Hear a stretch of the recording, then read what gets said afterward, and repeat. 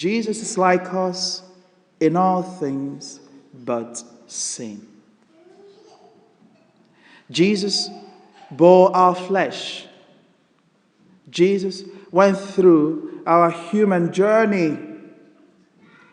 He experienced everything humans experience. However, he is the way, the truth, and the life. His life is worthy of emulation. His life is worthy of looking up to. In our first reading today, we heard the Genesis account of the first man and woman's fall,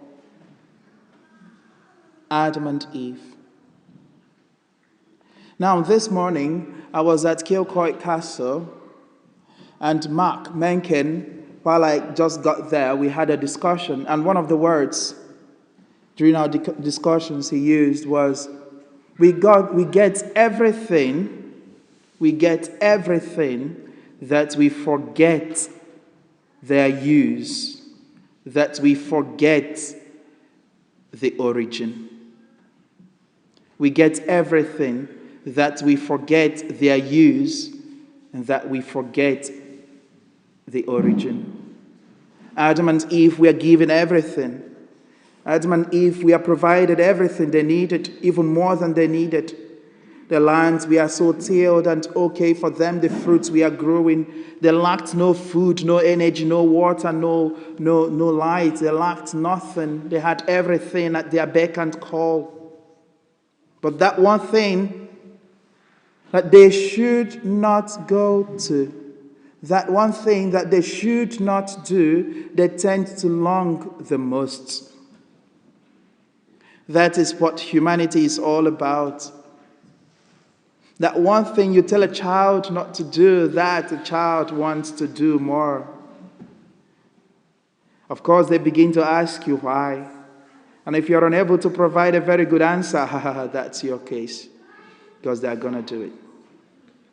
And that is why most times the parents have to coin one story to make the child understand whether they are true or not. Tell fibs to make sure the child does not do them sometimes, unfortunately. However, Jesus came, faced this same temptation. He had all powers to do all things. Of course, he is God. He went into the desert after he fasted for 40 days. He must be very hungry. I don't know any of us here who's hungry. You've had your breakfast, like? You have, right? Yeah. So, Jesus was very hungry. So it reminded, this is not a real story, okay? So don't take it so.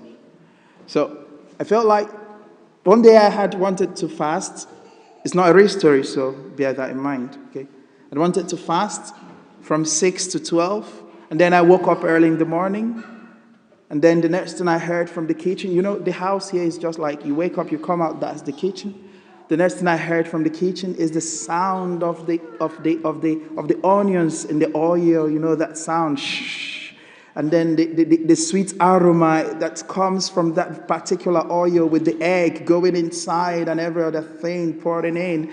And that was someone you know doing that thing. It's not a real story, be careful. So, and then, wow. I was like, come on. Immediately, my thirst board started, longing for that particular stuff. Then I needed the grace of God to lead me on, because I would go into that kitchen very easily. Father Max, can I have some? Of course, he would make not for himself alone, but for both of us, so I would be tempted more. So Jesus at this moment was very hungry and he needed to eat some food. And here comes the devil wanting to test him. And he said, you are God.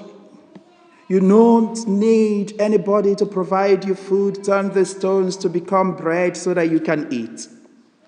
Now, be careful the source. Be careful what this source is asking you to do. Many a times it might come from within. Most of the times it comes from the people we know. They may not even know what they are doing. They may not even know what they are asking you to do. No. But then it is only you that know what you should be doing. Because we need to recognize ourselves in the presence of God and know who we are. Know yourself and know where you stand, so that you are able to fight and to defeat such temptations.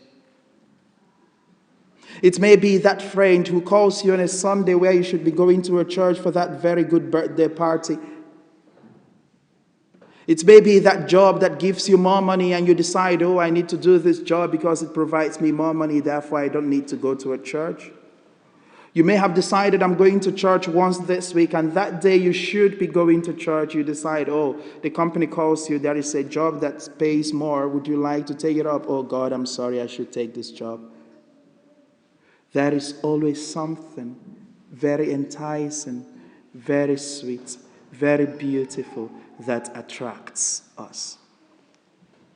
During this Lenten season, we must face temptation like Jesus did. Jesus, in facing his own temptations, used the scripture to defeat the devil.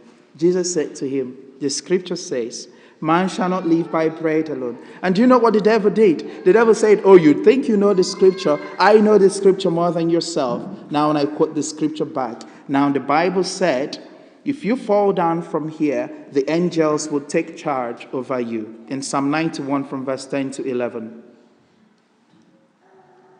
It's a war of pride. You think, do you know who I am? Do you know who I am? That type of war.